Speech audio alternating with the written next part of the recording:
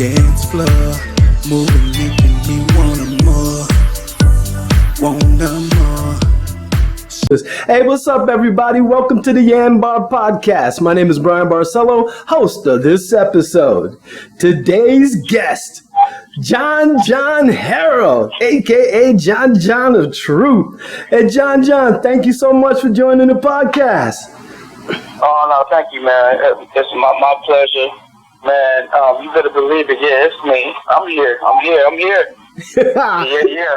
That's what's up, man. I know you're a busy man, and we ain't gonna waste your time, so I want to cut to the chase. Let's get to it. All right. Location.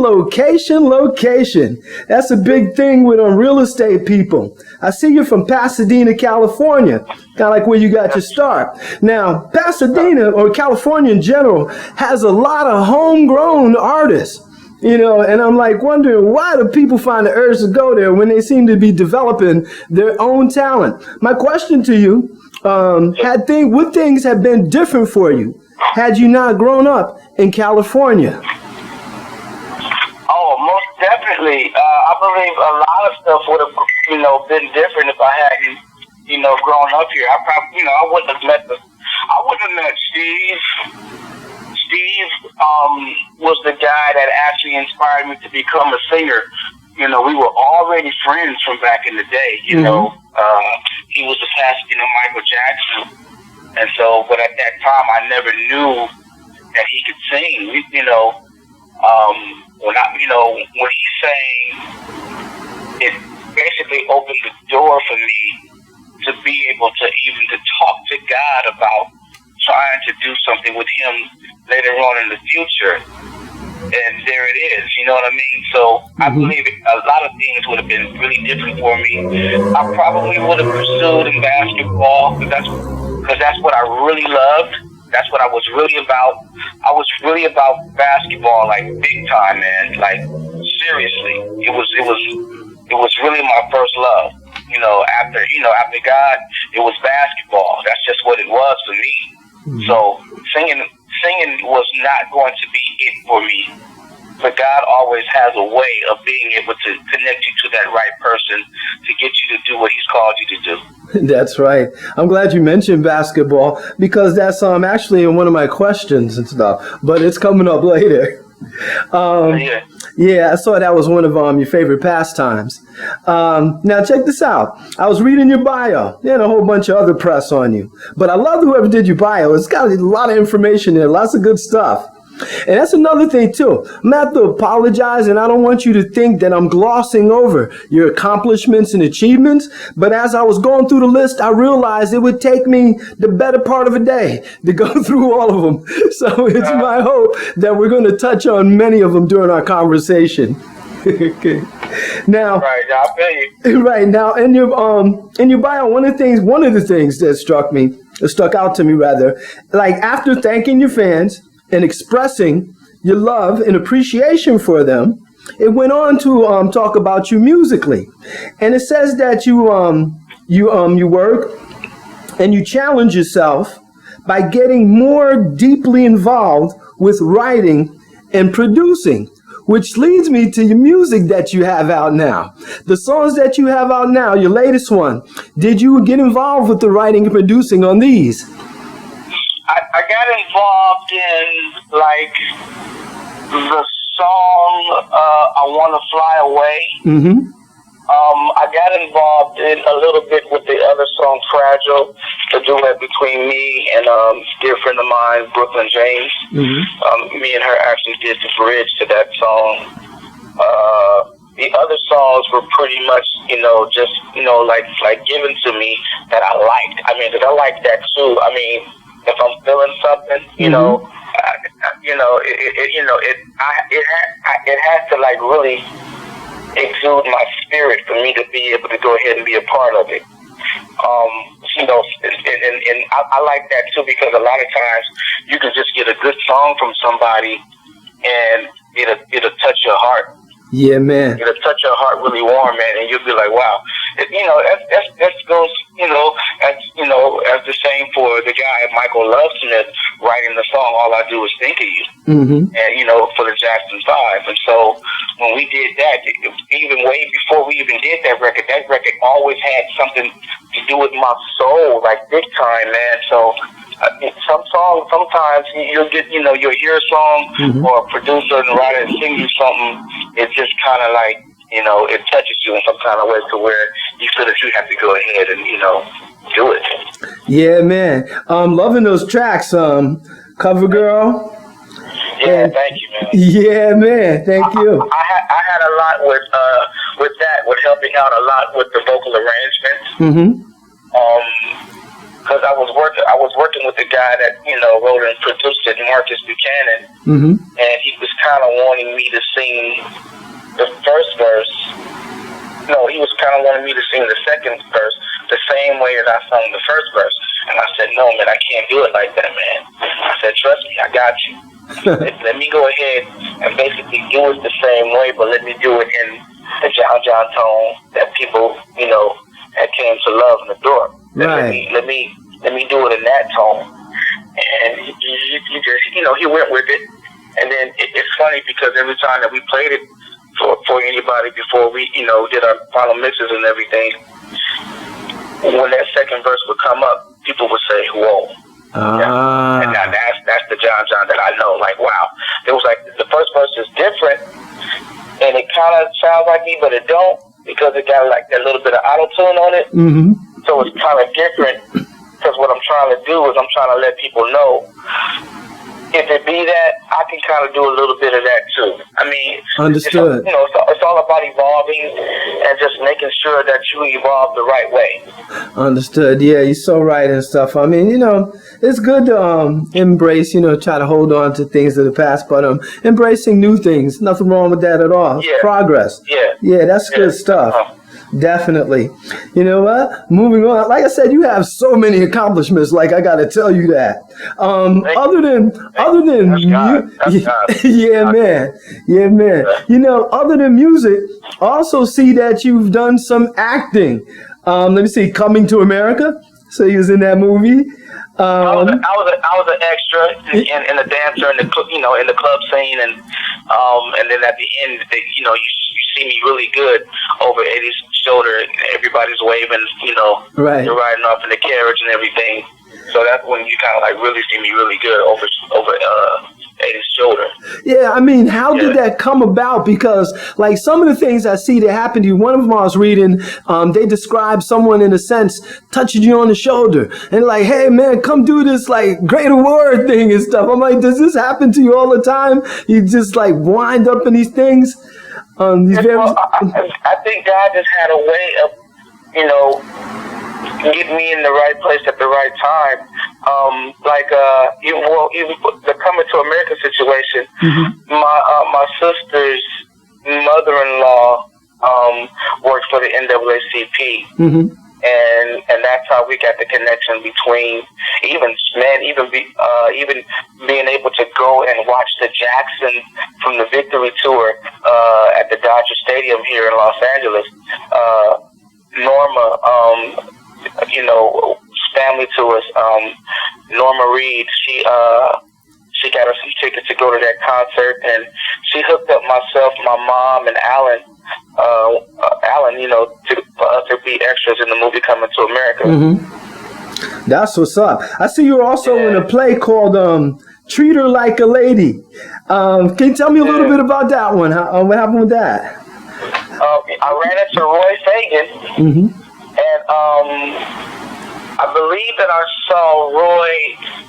He was actually when I first saw Roy, I seen him at a church that I was going to at the time in Los Angeles called Power of Love Christian Fellowship. Darius McQuarrie, the guy who plays Eddie Winslow on Family Matters, at his uncle's church, and so that's where I saw Roy Fagan first. That's where I met him, and then I think I've seen him. I forgot where I saw him some other time. And he said, "Man, I got this play, man. I would love to, just write you a part in it." I was like, "For real?"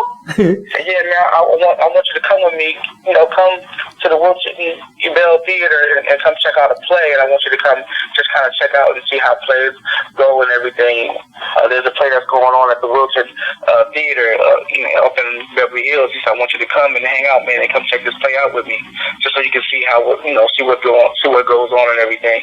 So, I went and checked out how they would do a play. But I've seen, I went to a play a long time ago, and I think it was called Mama, I Wanna Sing. Mm-hmm. Cheryl Pepsi Riley was in that play. Ooh. So when I saw the play, it kind of blew my mind, and I just kind of began to talk to God and say, you know what, God, I think that'd be real cool. I would love to be a part of something like that.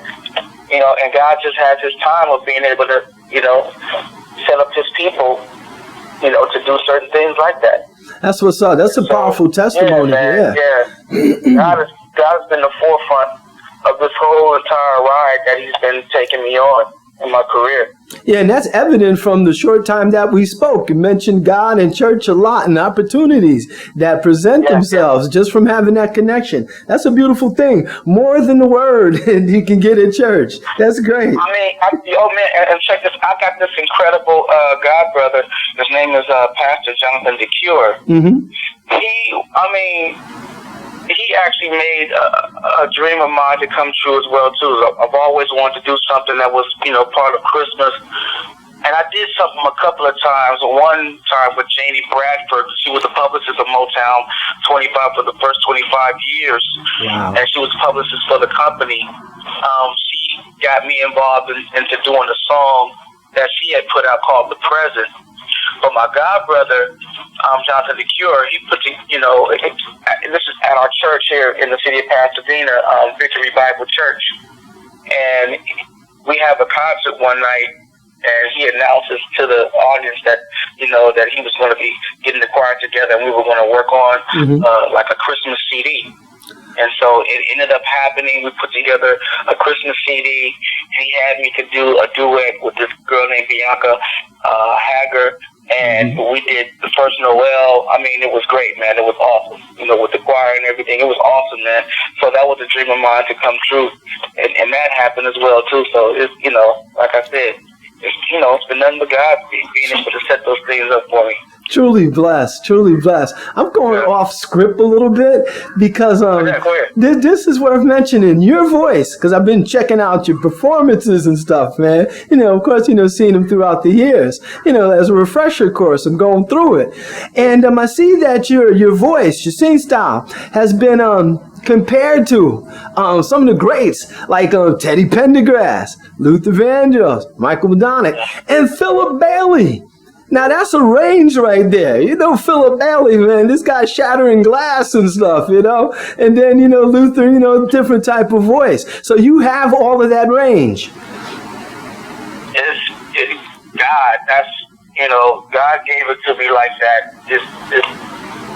It's crazy. But I rehearsed those songs a lot. Mm-hmm. And I did a show with this, with Brooklyn James one time. And we were out here in this at the DoubleTree Hotel, and we did a concert together. But we did some songs, from the past, from legendary artists. And I sang "Reasons." We had a band. I sang "Reasons." I did that. I did. What else did I do? I did "Fire and" we did "Fire and Desire" together. Wow. So Tina Marie, Rick James, and I did Johnny Gill, My.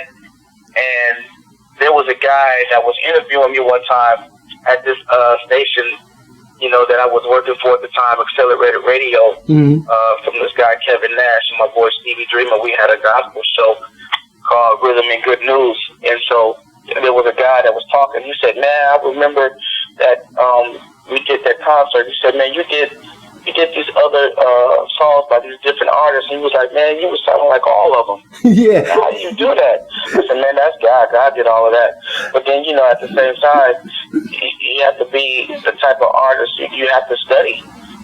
Michael said it best. Between Michael and Quincy Jones, they said it best. Michael said that if you want to be great, you got to study the greats. You got to study the people that was before you that were great. If you want to become great, you have to do that. Quincy said, if your music that you're doing everything that you're singing to, if it doesn't bring you chills, how do you expect for other people to get chills? Ah. Wow, this is cool. And you know what? Yeah, those great words. You just touched on another one of my questions, but I'm gonna get back to that later and stuff. This is good. We're connecting. I like that. It's like things are lining up. I love it. Now, there was another thing you did. New Jack City. You were involved in that movie. Can you talk about that a little bit? How that happened for you? I know you said God and stuff. How do you make that come about for you? Our management, at the time that we was with David Cook and Steve Cohen, Time Good Productions, they presented it to us, saying that someone got a hold of it. I believe it was the director at the time, Mario Van Peebles, that got a hold of management and was saying, man, we love to have Troop to be a part of this movie. We got some amazing people in this movie already, and we think that Troop would be a perfect fit as well, too. They were like, we already have Levert, we got Keith Sweat, we know that Troop has worked with both of those acts, and it would be great to have them to be a part of this movie as well, too.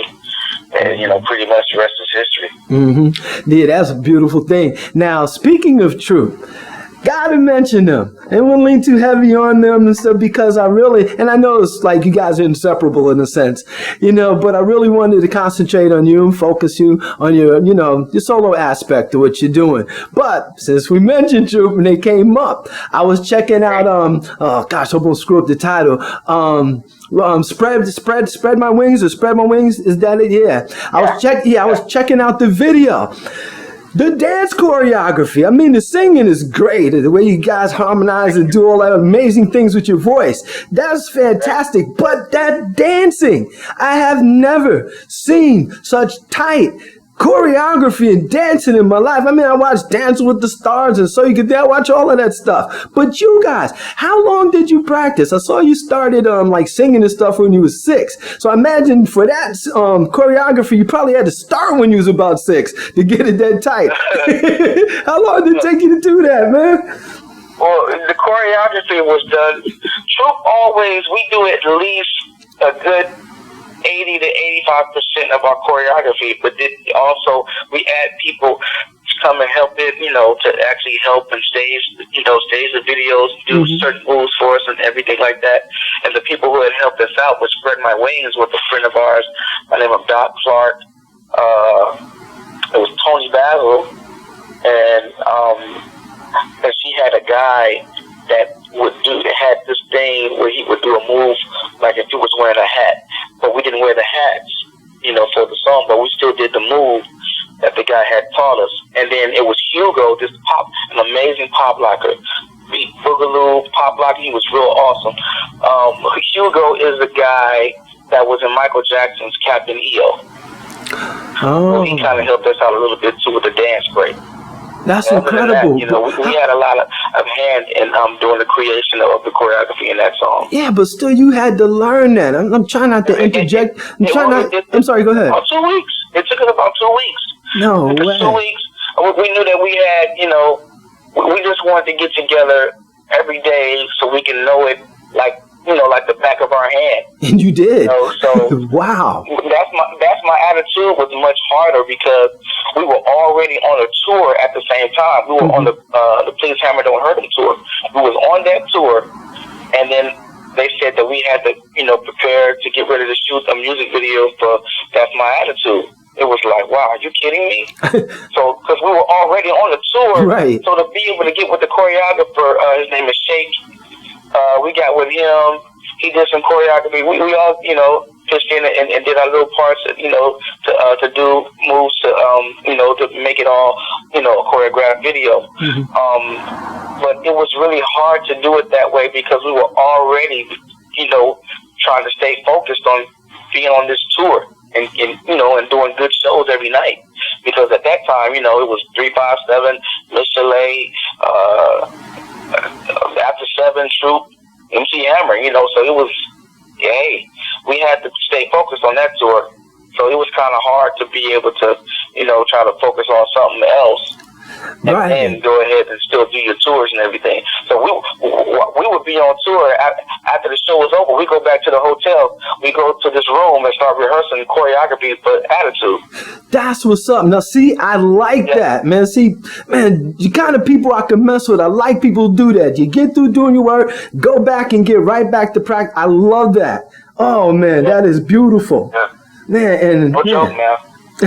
yeah, that's a beautiful thing. Now we get into the question we kind of already touched on about all this work. You gotta have find you a way to unwind. You know, it's all work and no play.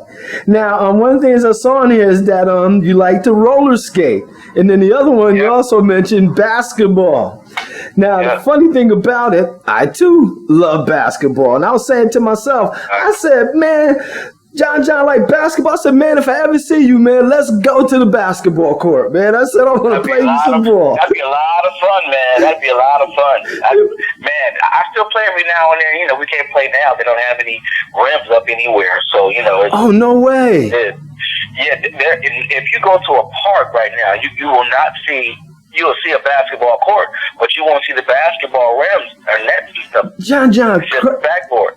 John, crazy right now, me. Man. Maybe I don't know, 2 weeks ago I drove by one of our neighborhood basketball courts, and I noticed the rims weren't up, and I was like, that's weird. I didn't even make the connection.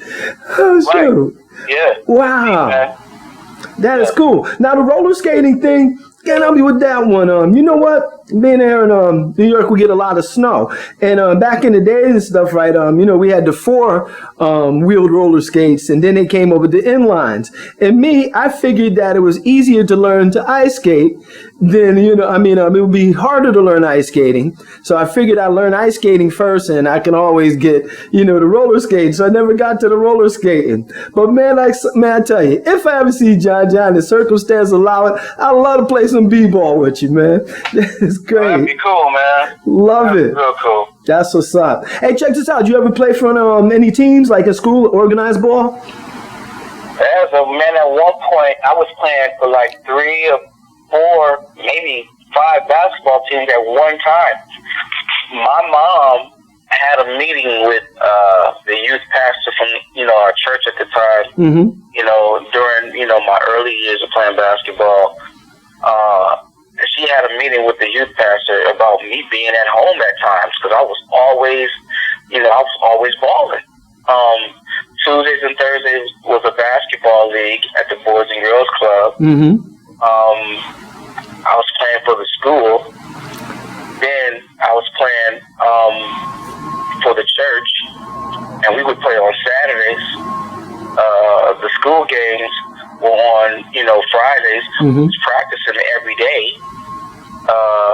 It was crazy, man. It was crazy. That's what's up. Now, actually, I love the way this connected. Like I said, it's like the universe aligning. There's so many things you touched on. This is also my question about the community. I saw that you're big in the community. You didn't get the big head and forget where you came from, and I like that. That's what's up. And I see that you're involved with the Boys Club. And you mentioned schools, and in particular about dropping out, trying to prevent kids from dropping out. And also see about anti-guns, for people, in neighborhoods using guns and stuff. This is really good. How do you get involved with the community like that? Well, it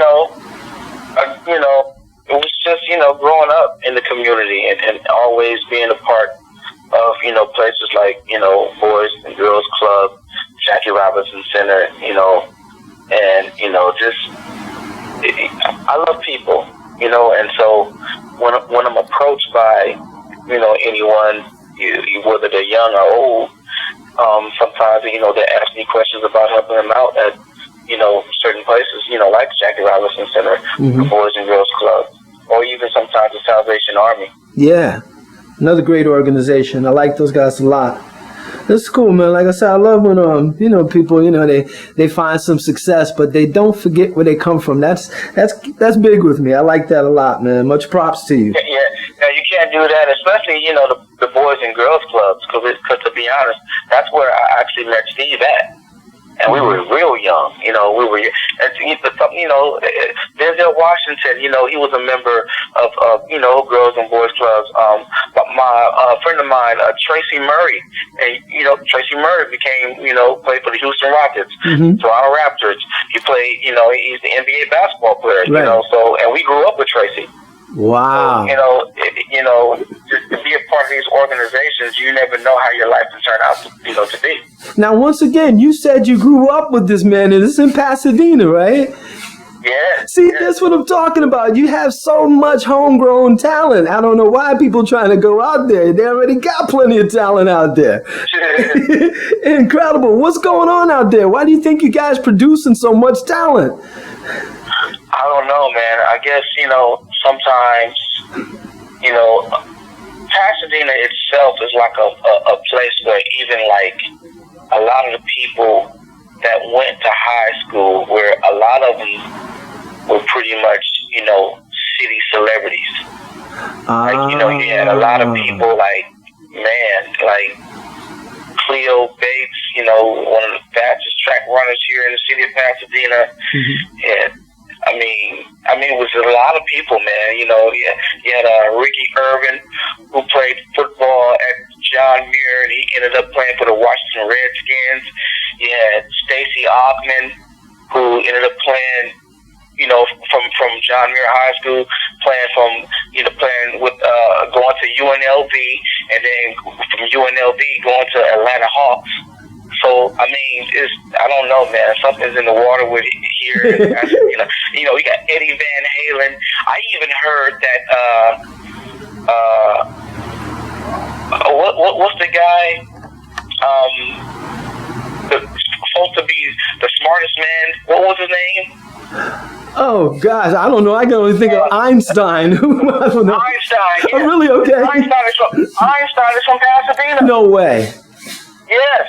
Now, see, I'm going. Not that I doubt you, but that's a fascinating tidbit of information. It is crazy out here. Maybe it is the water. Really crazy. You guys got to bottle that stuff. Yeah. Einstein. What's up, man? I didn't even know that.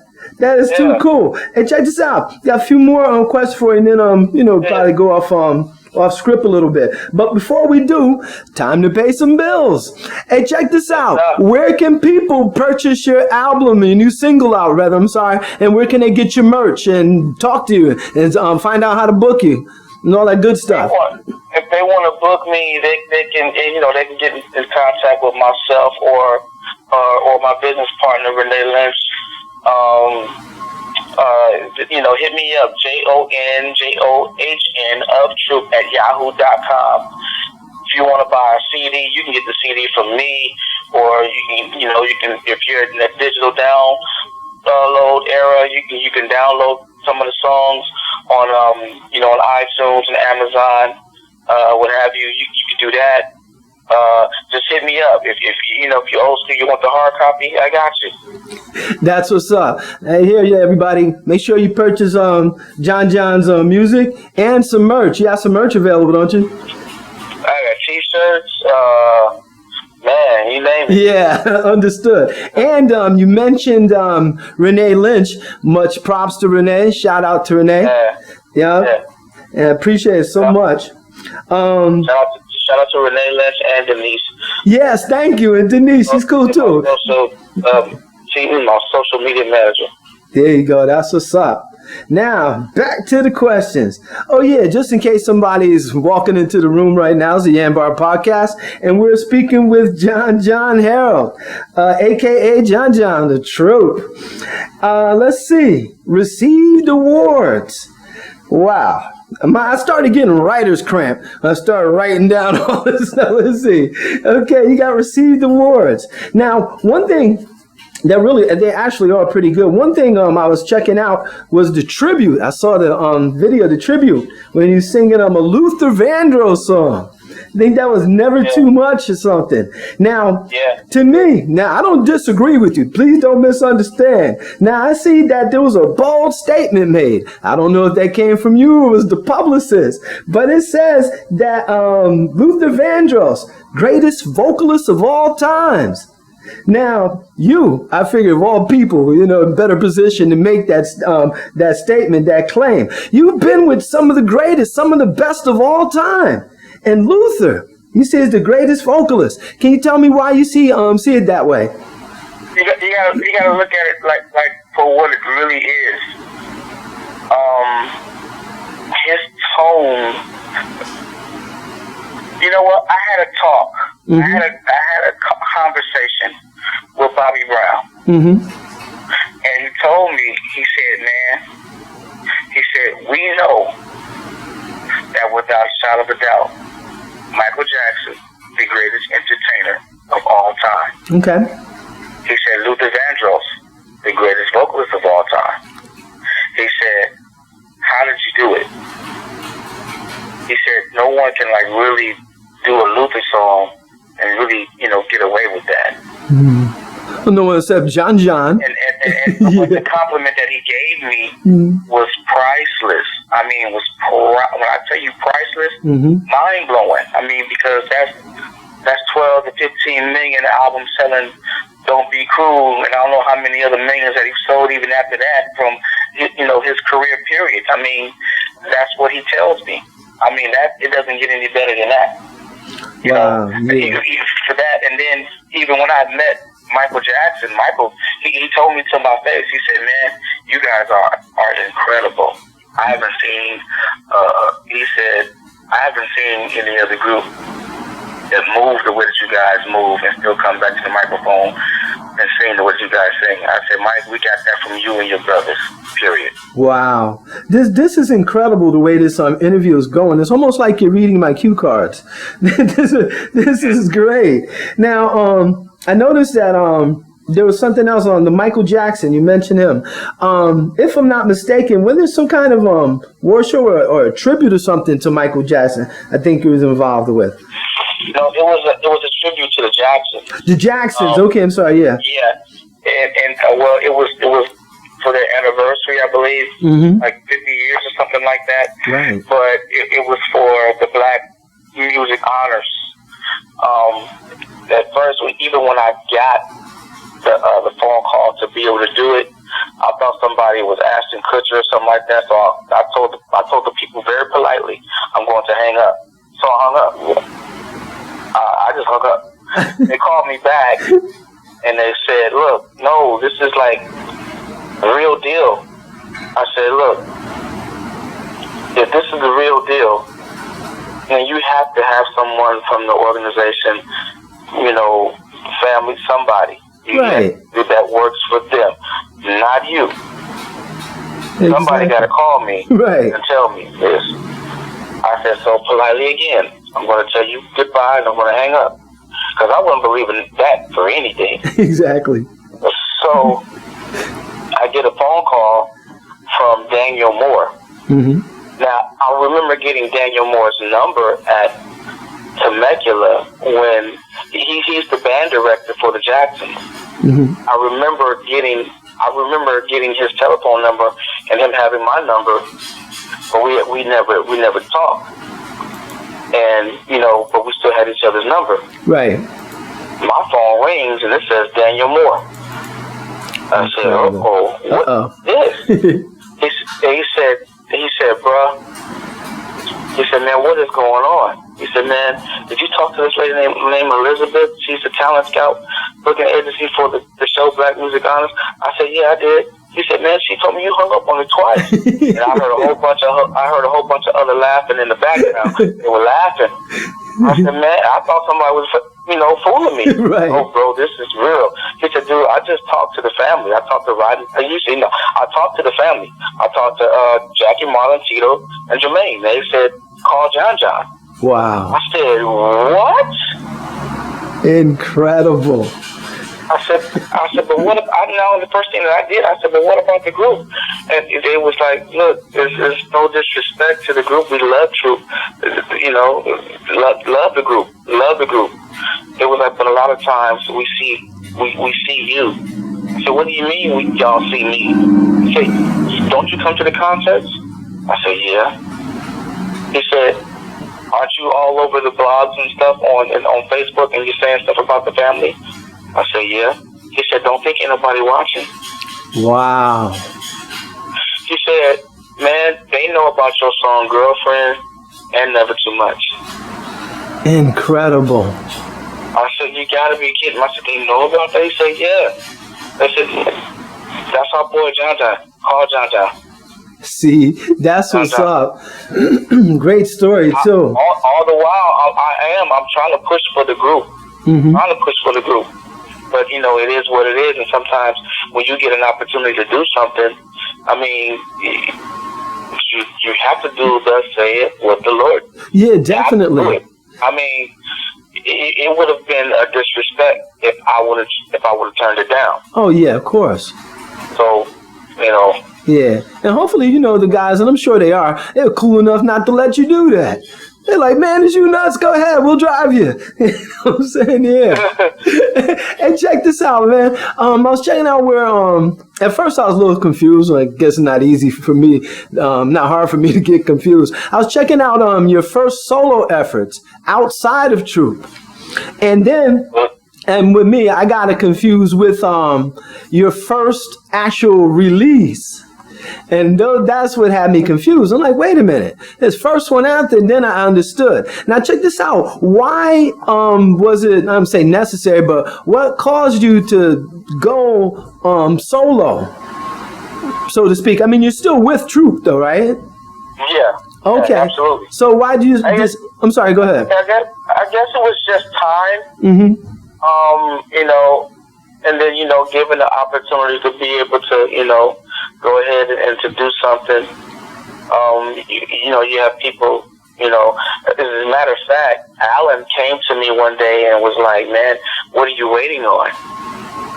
They said, what are you waiting on, man? He said, man, you get just as much as love as me and Steve get. He was like, you gotta do something. You have to do something, John John. Can't sit, can't be waiting all the time. And then, you know, but at the same time, that, you know, Alan's giving me that story, and, you know, I'm getting, you know, phone calls from different producers and songwriters about, you know, hooking up with them to doing some stuff on me, and I just said, yeah, okay, let's work something out.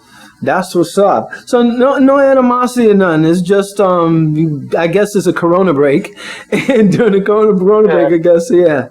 That's cool and stuff, man. And it's the same guys that have been together from the beginning. Same ones you grew up with. Yeah, we are, you know, we got a bond. I believe that Truth actually has a bond the same way that New Edition has a bond. It's a brotherhood. In the front and in the back of our minds, I know that we're thinking of each other all the time. I mean, that's just what it is since 1984. Wow. And you think it helped because you guys grew up together? I mean, that's kind of like the glue that helps hold you guys together? That's part of it. Because, let me see, when I say grew up together, let me see, me and Steve were the ones who knew each other when we were kids. And and Rodney and Reggie were the ones who knew each other when they were kids. So, we didn't know at that time. Well, I think a little later, because stories have begun to flare a little later as far as like Alan, as far as like Rodney already knowing about Alan, it was just a matter of time that Alan would be a part of the group. But because of family situations, Alan, because of family situations, Rodney already met Alan before even Steve even brought Alan to be in the group. Wow. So, but Rodney and Reggie were they were already close. Let's see, me and Steve were close, and it just happened. We got together in 1984. Wow. It was after Rodney and Reggie had did the television show Putting on the Hits. When they did Put on the Hits, a producer had called the show, wanted to know if the guys can really sing. and the guy was Greg Perret. Greg Perret was the guy that, it was myself, Rodney, Reggie, Steve, and a guy named Shane. Mm-hmm. We auditioned for Greg. Greg liked us. He liked what he heard. He put us in the studio. We did a couple of songs with him. And old school legendary Michael Henderson. Mm-hmm. We did a song with Michael Henderson, and we did a song with Greg. And then we had a showcase for A&M Records, but we were still kind of wet behind the ears. Mm-hmm. And Shane got impatient. He stops coming to rehearsal. Oh. And then that's how we got Alan. Wow. A situation went down with Greg and his wife. He turns us over. Steve had got a number from for Greg, and called Greg, and I guess between Rodney's mom and Steve, we got David Cook and Steve Cohen, and David Cook and Steve Cohen signed us to their production company, Platinum Group Productions, and they got to deal with Atlantic Records. Incredible. And once again, church is I saw you started singing at church at the age of 6. Is this how you developed your singing voice and singing style, or was that taught to you later, or you acquired that later in life? Well, church did all of that, man. I believe church did all of that, but just also growing up and listening to different singers. My mom was over, I'm kind of like a PK, because my mom was over the music ministry. Mm-hmm.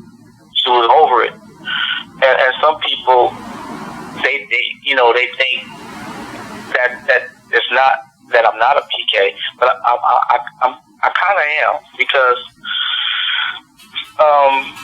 the music ministry is the music ministry and the Word of God go hand in hand. You get it? Because the music ministry is actually singing the Word of God. Ah. The Word of God is preaching the Word of God. So they go hand in hand. Yes. And my mom ran it. So that kind of makes me a PK.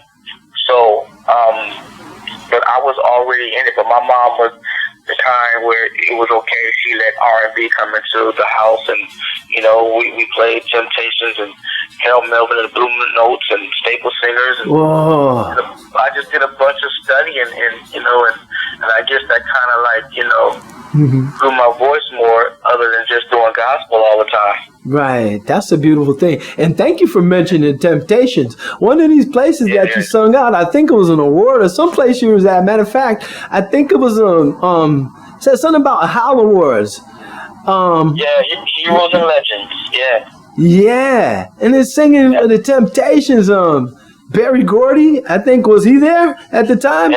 Everybody was there. Man. And all the big wigs from Motown that was either a songwriter or engineering work or publicist people, artists.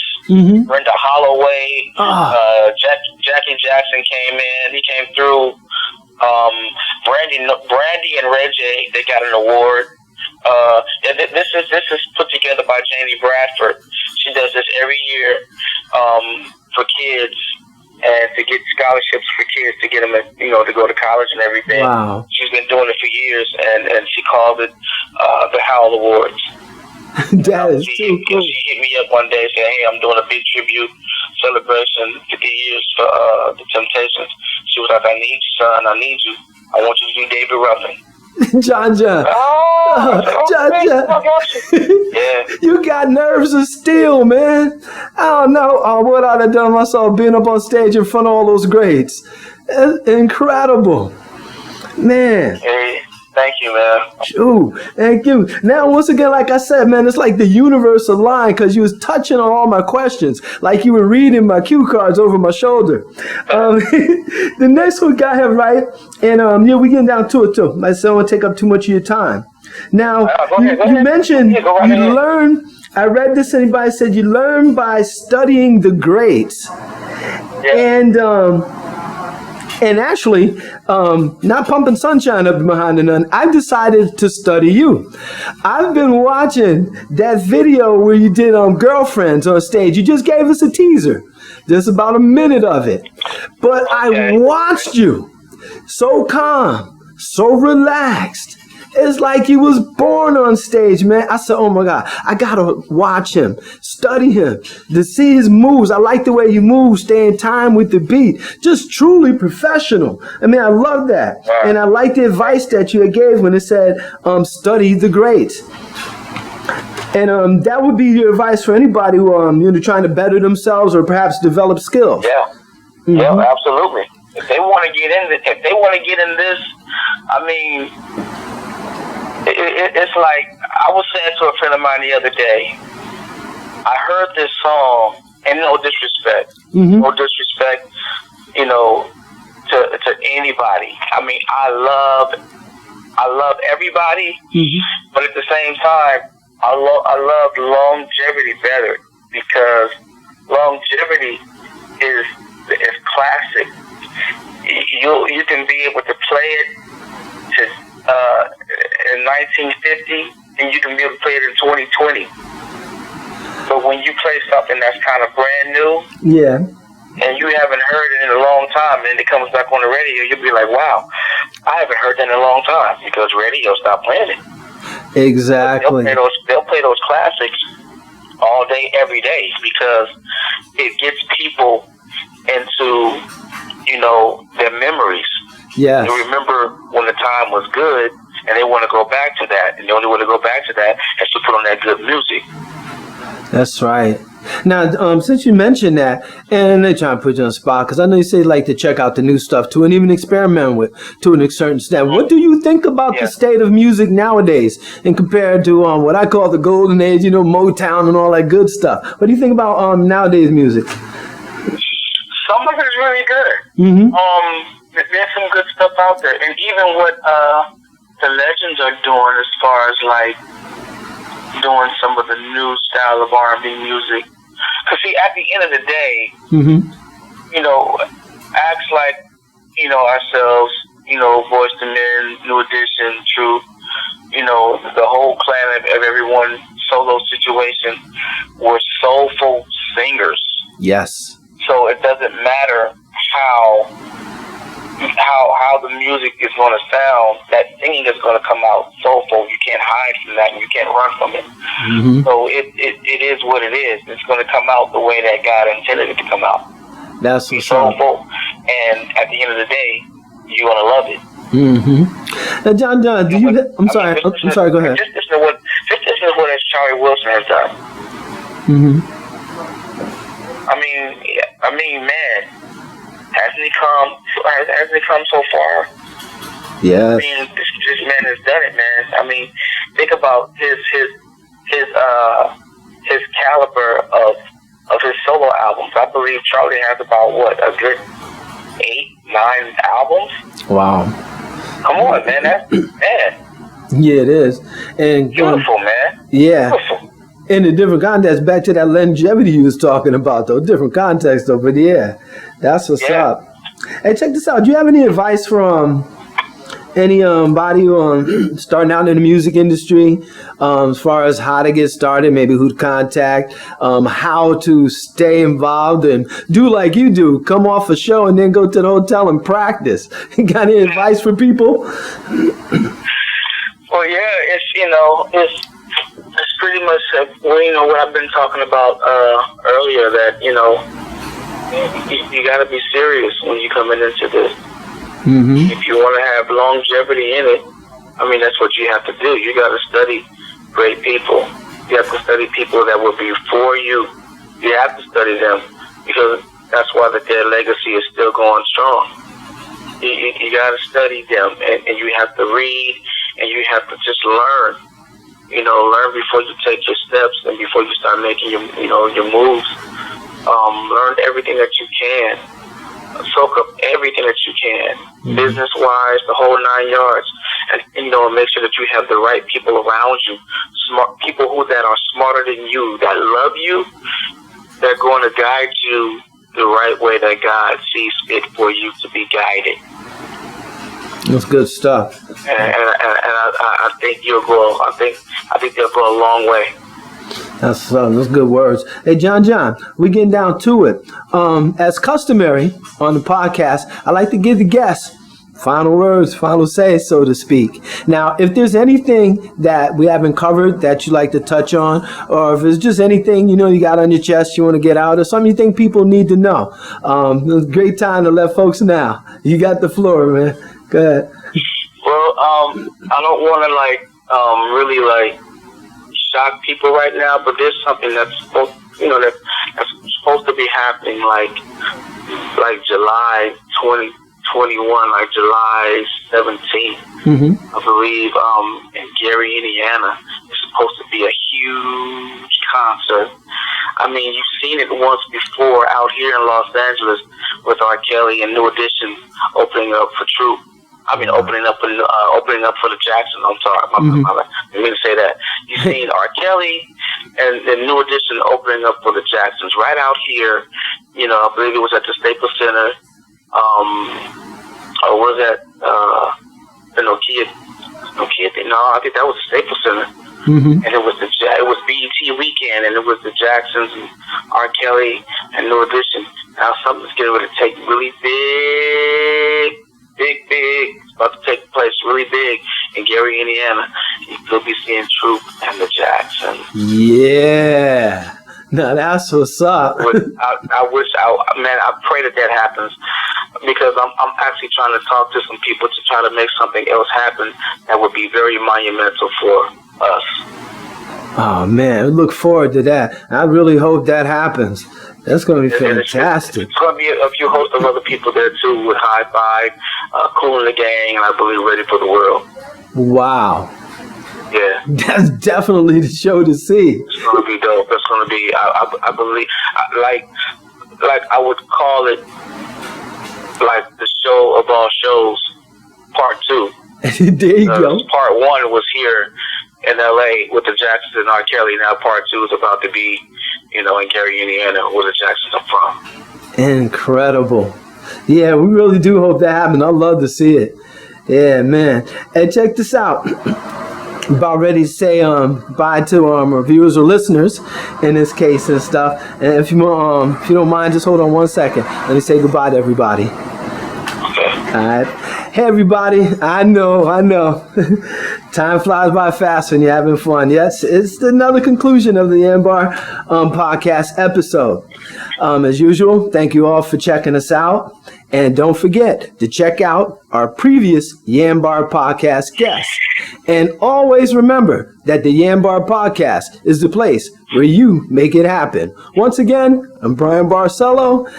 And we're here with Jon Jon Harreld, a.k.a. Jon Jon the Truth. Peace, everybody. All right.